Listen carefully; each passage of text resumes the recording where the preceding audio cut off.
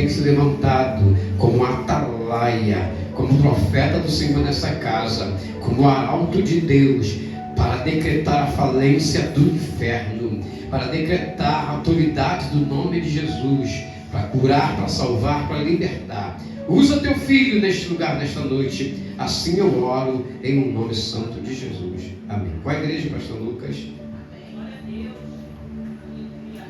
Amém. O salve da igreja para o Pai do Senhor. Amém. Gostaria de pedir que a igreja abrisse as vossas Bíblias em Salmos. Estaremos lendo Salmos número 105. Glória a Deus. Aleluia. Estaremos lendo até o verso 7.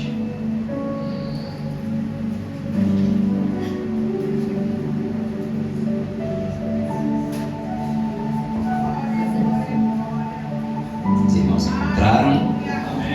Prometo hoje não me demorar, mas entendo que a dinâmica do culto do dia de hoje é diferente, mas também entendo que Deus trabalha de acordo com a sua maneira. Amém? Salmos número 105 diz, verso 1: Rendei graças ao Senhor, invocai o seu nome, fazei conhecidos entre os povos os seus feitos.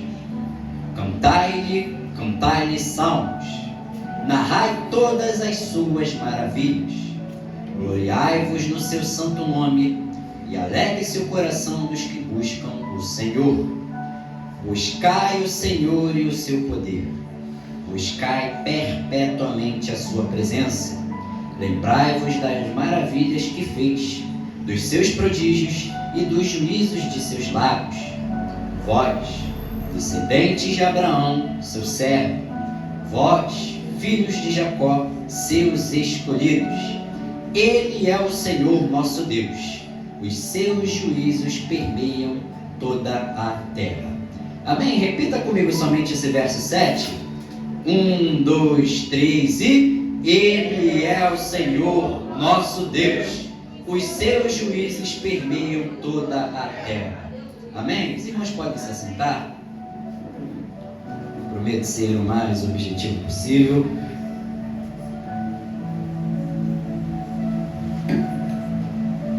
Amém?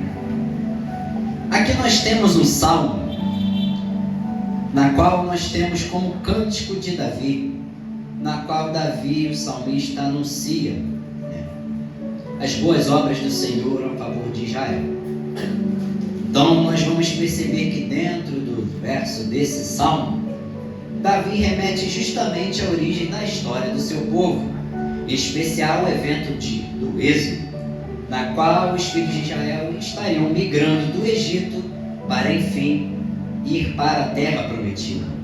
Então nós vamos notar aqui, pelo menos eu dividi essa pregação em duas etapas. A primeira etapa será chamada a etapa da gratidão. A segunda etapa será a etapa chamada de transformação. Aqui o salmista traz à memória, dos eventos históricos que ocorreram dentro da história do seu próprio povo. Tanto é que nós vamos ver nos versos adiante, que são 45 versos, Davi relatando os processos no qual o povo que era escolhido por Deus passaria dentro do contexto com os egípcios. Era um povo que veio da linhagem de José, mas que fora chamado anteriormente por Abraão. E de Abraão Deus cumpre lá o que havia lhe prometido em Gênesis 12, que faria dele uma grande multidão. E de Abraão depois vem Isaac, de Isaac a Jacó, e da descendência de Jacó vai migrar para o Egito. E aí nós vamos entender como irá se iniciar o livro de Êxodo. Afinal, justamente é a migração do povo eleito por Deus para o Egito. Porém, em um certo tempo, esse povo cresceria abundantemente e passaria a se tornar um povo com uma população gigantesca. E nesse período de tempo, o faraó morre e se tornará a levantar um outro faraó, que veio com uma ideia de medo ou de ameaça, crendo que os judeus se tornariam ali uma ameaça, já que era um povo já gigantesco. Aquela descendência que saiu de lá de Abraão, que passou por Isaac, e se agora se encontrava ali até então no texto em Jacó, se torna um povo gigantesco. Então o faraó decreta perseguição aos judeus, e com isso causa escravidão, aprisionamentos e morte. E o povo vai se manter preso dentro desse contexto por um longo tempo.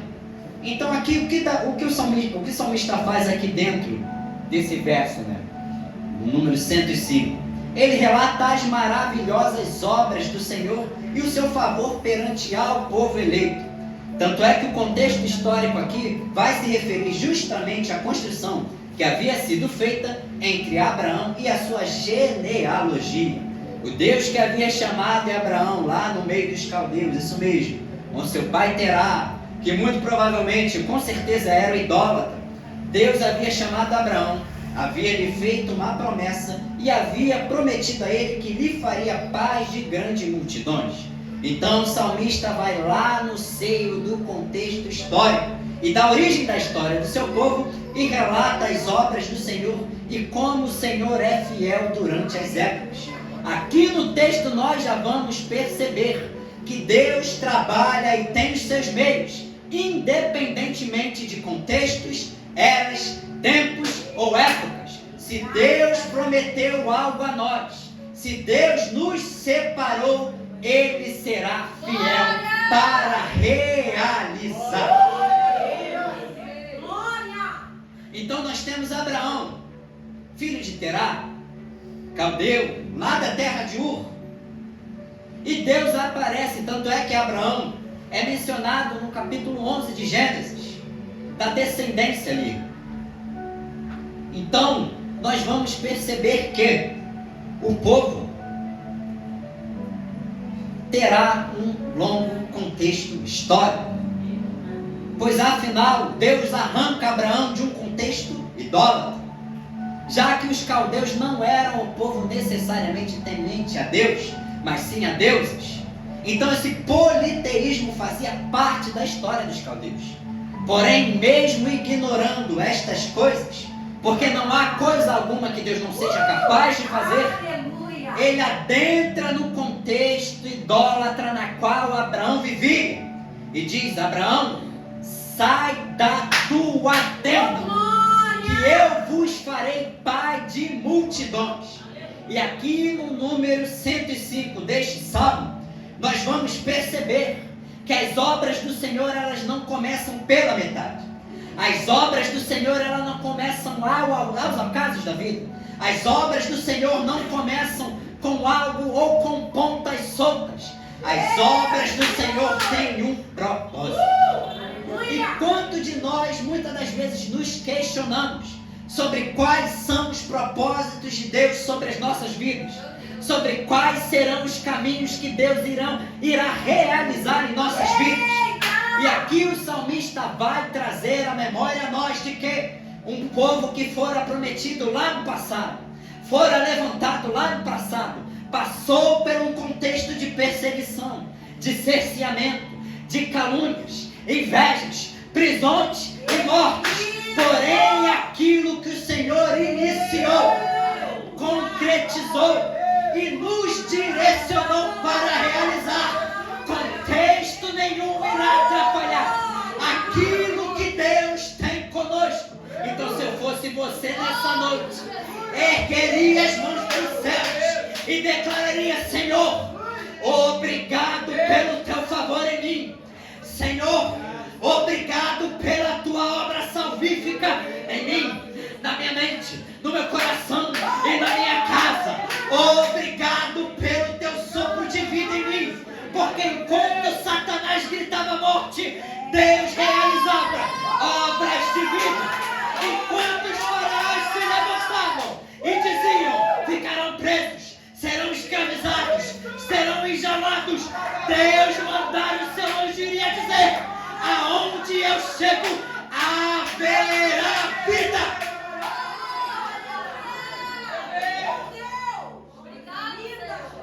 Aleluia! É a tua palavra, Pai. Fica à vontade, Senhor. Aleluia! Contexto de gratidão.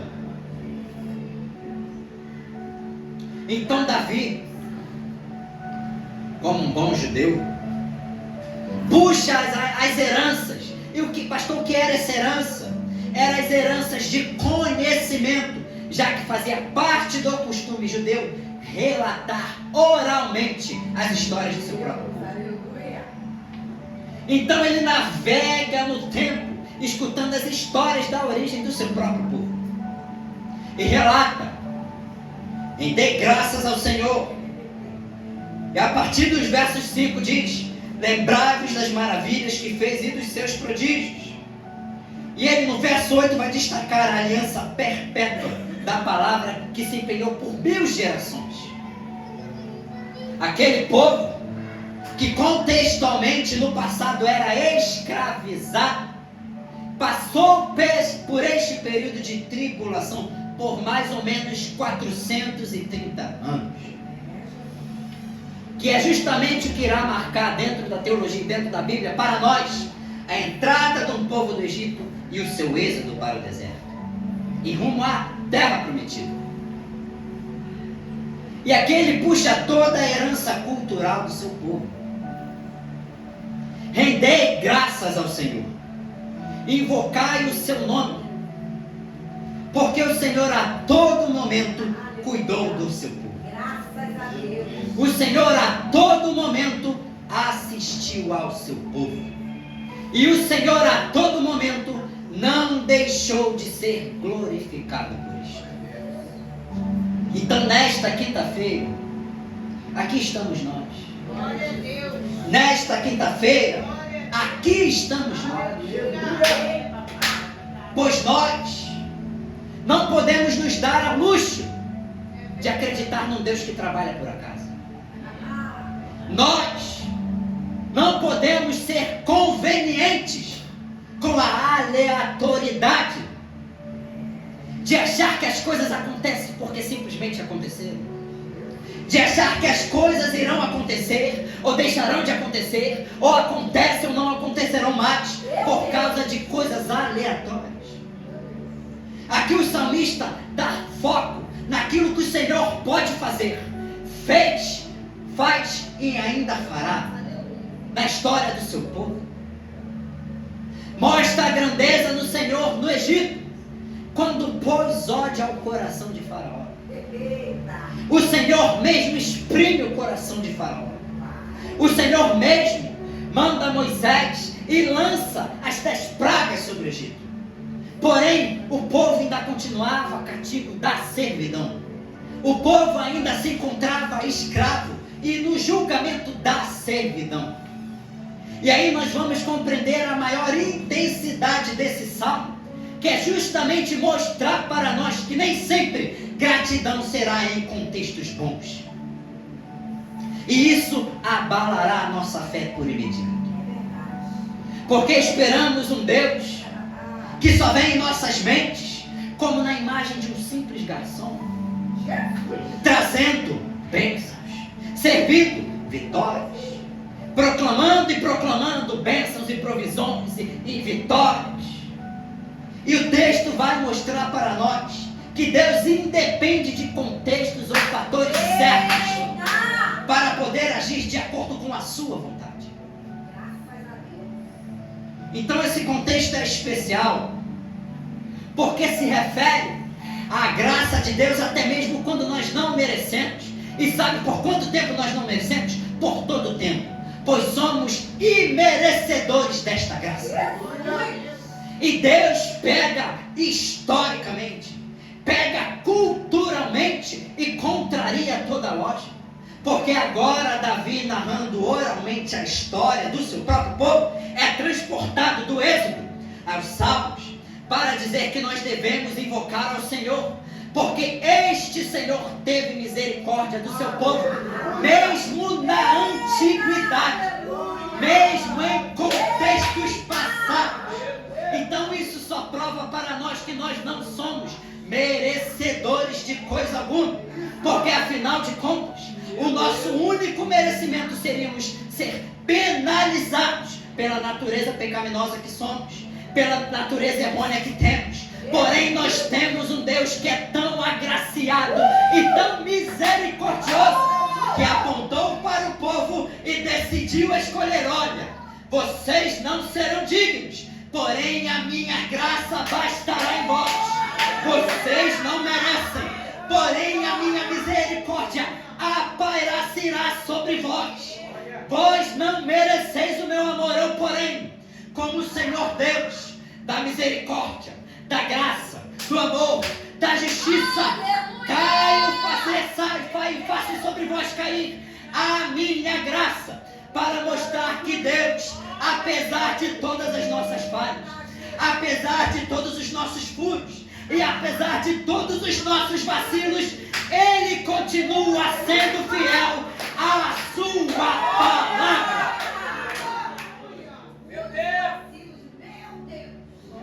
E aí nós seremos desafiados.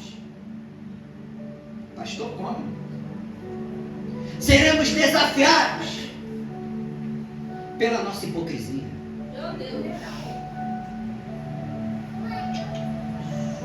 Porque é fácil, é conveniente dançar e cantar ao Senhor num contexto vitorioso,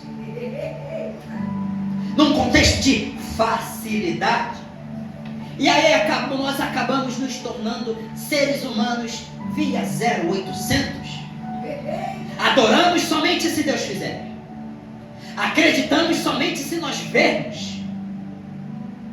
E acabamos tornando em nós dependentes do imediatismo. Quando na verdade o Senhor, muitas das vezes, irá trabalhar em nós um contexto contrário com aquilo que nós gostaríamos. Eu preciso lembrar que historicamente o povo ficou por 4 séculos sendo escravizado. E aí no processo, gerações se levantaram e morreram dentro do mesmo contexto. Houveram pessoas que entraram na escravidão, porém não saíram da escravidão. Houveram pessoas que entraram e vivenciaram todo jugo, toda opressão, toda mácula, toda dificuldade, porém não foram libertos. E aqui o salmista traz com gratidão uma ideia precisa do que é ser fiel, do que é ser perseverante. E essa é uma característica na qual Deus se agrada. Porque nós teremos aqui no texto, relatando com suma precisão quão maravilhosas são as obras do Senhor. Porém, a nossa maior dificuldade é compreendermos que a nossa mente é extremamente limitada para entendermos a um Deus tão grande. E por isso nós questionamos os seus caminhos. E por isso nós nos encontramos duvidosos. E por isso nós desfalecemos. Nós duvidamos. Nós questionamos. Nós desacreditamos. Porque isso está no nosso ideal como ser humano. Falhar. E essa ideia de gratidão trará um choque para nós. Primeiro, porque a narrativa é uma narrativa de superação, mas começa com um início triste. Porque o salmista aqui vai relatar, sendo Davi ou outro salmista, certo, né? Vai relatar todo o processo que o povo eleito por Deus passou. Aqui nós não estamos falando de ímpios, gentios, ou dos povos de outras regiões, não. Estamos falando do povo que foi selecionado pelo próprio Deus. E essa ideia de gratidão pode causar um choque a quem irá ler o texto.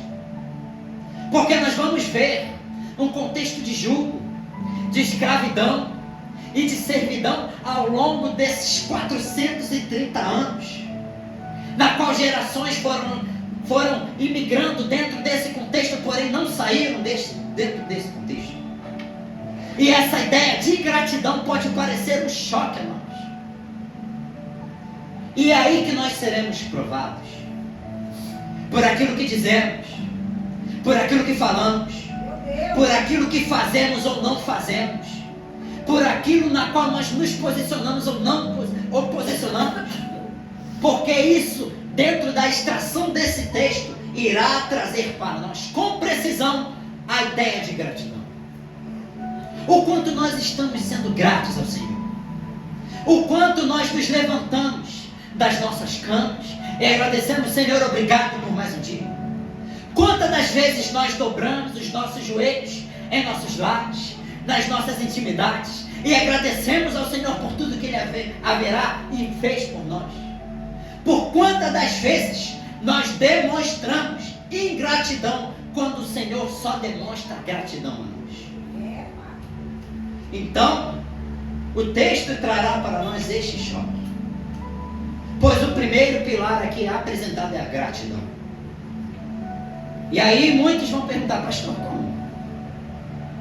O povo sendo escravizado, o povo sendo refeito refém, o povo apanhando, o povo morrendo. Nós temos que entender que a maior gratidão destacada aqui no texto não é por aquilo que nós fazemos, mas é por aquilo que o Senhor é e faz. E aí nós faremos um transporte para a segunda parte desta pregação, que é o processo de transformação. Pois afinal temos um Deus que nos tira da servidão, nos tira do jugo e dá a nós uma vida nova. E isso por suficiente já é mais do que 1000 motivos para sermos gratos.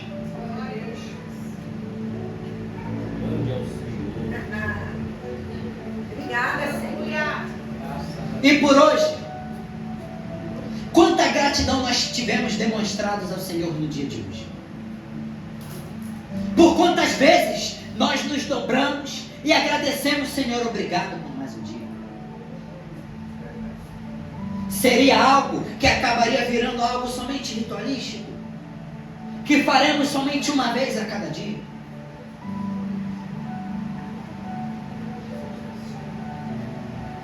E nesta transformação poderemos ver se evidenciados dentro desse texto todo um processo, pois afinal, de escravidão a liberdade, de escravos a livres, pertencentes a uma promessa feita pelo próprio Deus.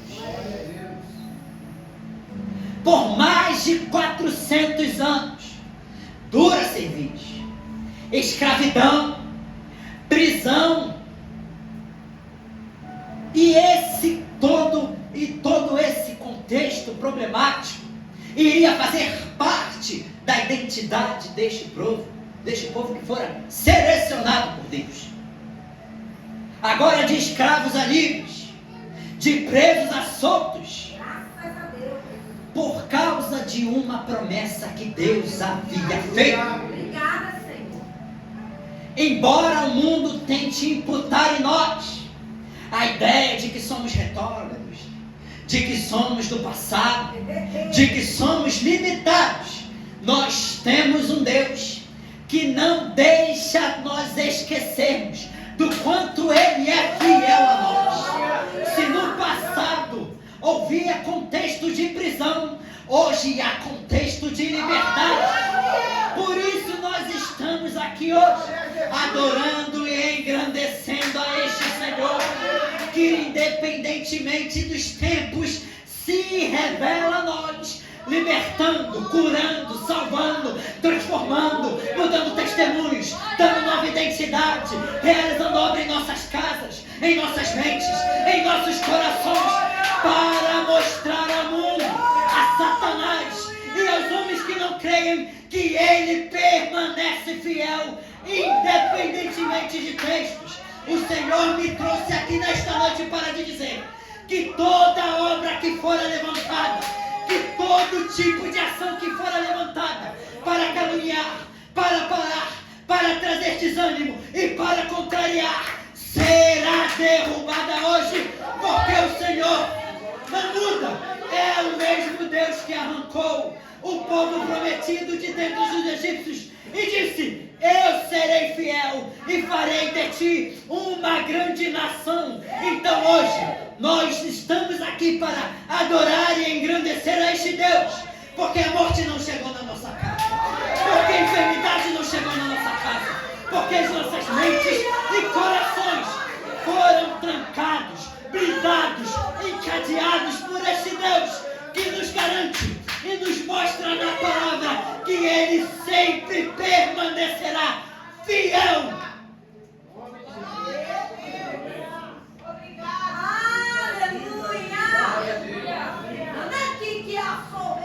Satanás mandou recadinho. Meu Deus! Obrigada a Deus! Os reis do mundo decretaram: não vai acontecer.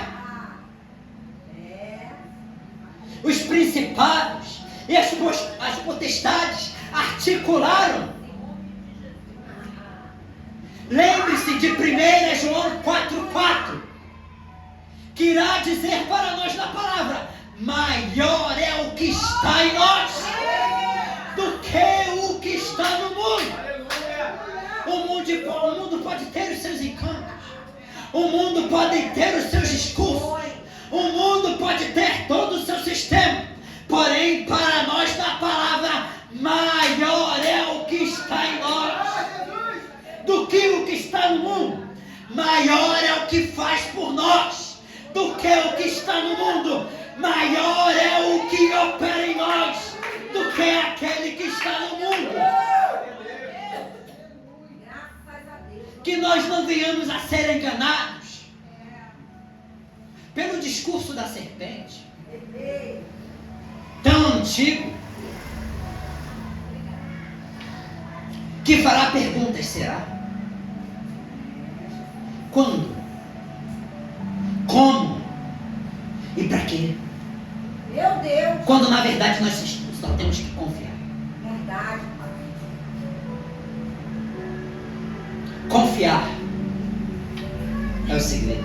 Graças a Deus. Ser grato Glória a Jesus. é o segredo.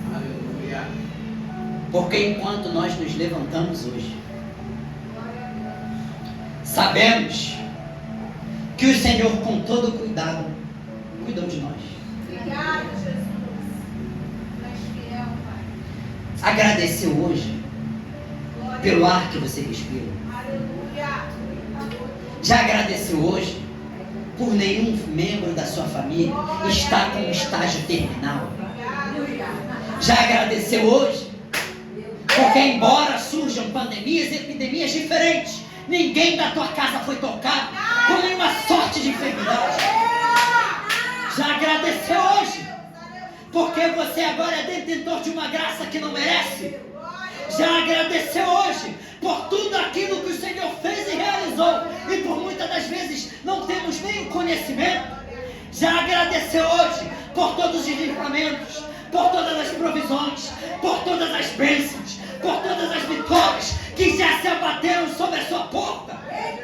Já agradeceu hoje por receber aquilo que não merecia, mas por ser agraciado em receber uma graça na qual nós não temos condições, na qual nós não temos como barganhar, na qual nós não temos como negociar. A graça é imerecível, porém Deus, em sua infinita humildade, em seu infinito amor, ofereceu a nós o que nós não merecíamos, deu a nós o que nós não merecemos, que foi e se encontrou no maior ápice, o sacrifício do seu Filho, para que anulasse em nós todo o efeito do pecado. Em Efésios 2, no verso 5, vai dizer que nós estávamos mortos em pecado, porém Deus nos deu a vida através do sacrifício de Cristo Jesus. E no verso 8, irá dizer que a graça, pela graça nós somos salvos, porém por meio da fé, e isso não parte de nós, parte de Deus. No verso 9 vai dizer que não vem das nossas obras, para que ninguém se vanglorie. Nós não somos merecedores, nós não fazemos por onde, muito menos somos autodetentores dessa graça. Porém, essa graça nos alcança, alcança a nossa casa, alcança nossas mentes, alcança os nossos corações, para nos mostrar que o Senhor permanece fiel. Enquanto nós falhamos, o Senhor continua fiel. Enquanto nós caímos, o Senhor continua fiel. Enquanto nós duvidamos, o Senhor continua fiel. Enquanto nós nos prostramos, paramos e desanimamos, o Senhor permanece fiel. E todo aquele que confia no Senhor não será envergonhado. E todo aquele que crê no Senhor não será desapontado. E todo aquele que crê no Senhor terá a palavra como a sua resposta. Deus não mudou, Deus não mudará, e Deus não muda, porque Ele é fiel à sua palavra. Glória a Deus. E que é isso, Jesus? Aleluia. Glória. Palavra forte. Bendito Deus. Obrigado. Aleluia. Glória a Deus. Deus, repita comigo, Deus irá agir conforme a sua misericórdia. Misericórdia. Graças a Deus. Nós temos que estar preparados para o agir de Deus. Obrigada, Senhor. Aleluia. Esse texto, Salmo número 105, irá mostrar para nós como Deus age na história. Então o salmista relata desde os seus antepassados o cuidado na qual Deus tem com o seu povo. E ele vai relembrando toda a história, todos os acontecimentos, relata com detalhes as pragas que foram lançadas nos egípcios, para nós chegarmos aqui, já para finalizar, no campo da transformação.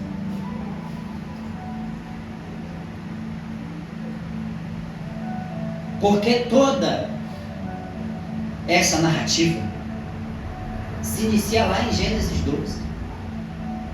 Quando o Senhor direciona Abraão e diz: farei de ti uma grande nação.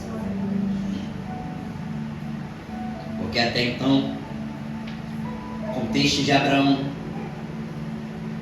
era de alguém que havia crescido no meio idólatra, em Ur, no meio dos campos.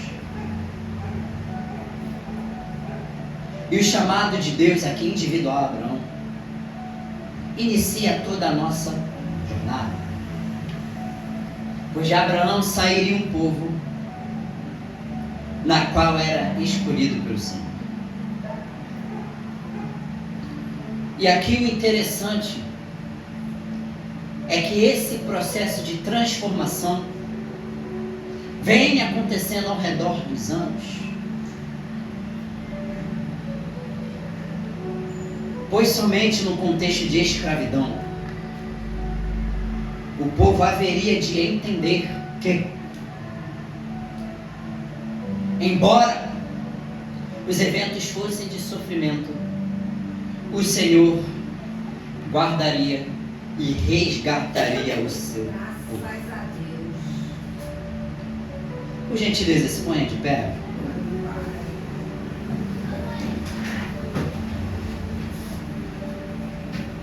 Nós vemos um Deus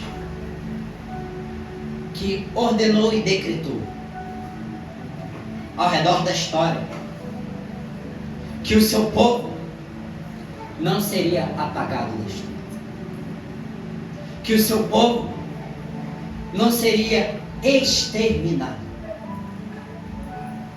pois a sua promessa já havia sido feita. No ato agora de fé, estenda suas mãos para frente E repita comigo. Eu e a minha casa seremos como o rei Ezequias e como Abraão. Agora preste atenção aqui em mim rapidinho. Pastor, o que eles têm em comum? Ambos foram tirados de contextos familiares complicados. Abraão, como eu já relatei, foi tirado do meio dos caldeus, que era um povo idólatra. Pastor, e o rei Ezequias? O rei Ezequias cresceu sendo criado pelo seu pai, que foi um péssimo governante de Judá, o rei Acaz. E aí nós vamos observar a diferença entre Abraão e Ezequias, como Terá e Acaz. Abraão e o rei Ezequias, ambos saíram de dentro de um contexto idólatra. A Bíblia vai relatar para nós que quando o rei Ezequias assumiu o governo, a sua reforma foi radical, derrubando todos os templos pagãos que seu pai havia instituído e causando assim uma reforma.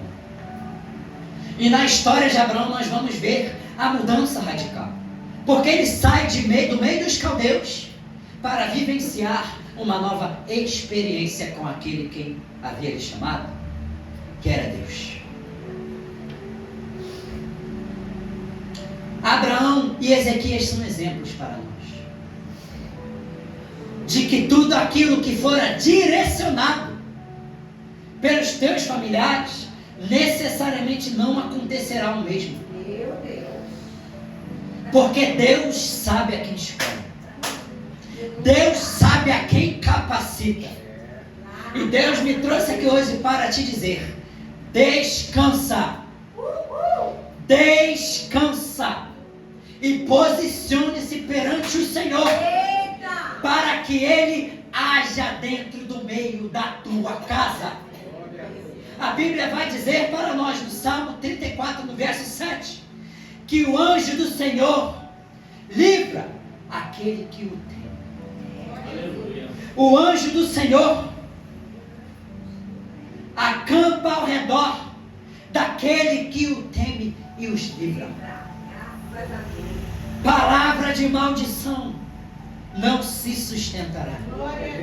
Palavras de inveja não se sustentarão. Afrontas, conversinhas, mimimis, blá blá blás não se sustentarão, porque aquele que nos chamou é fiel para nos garantir.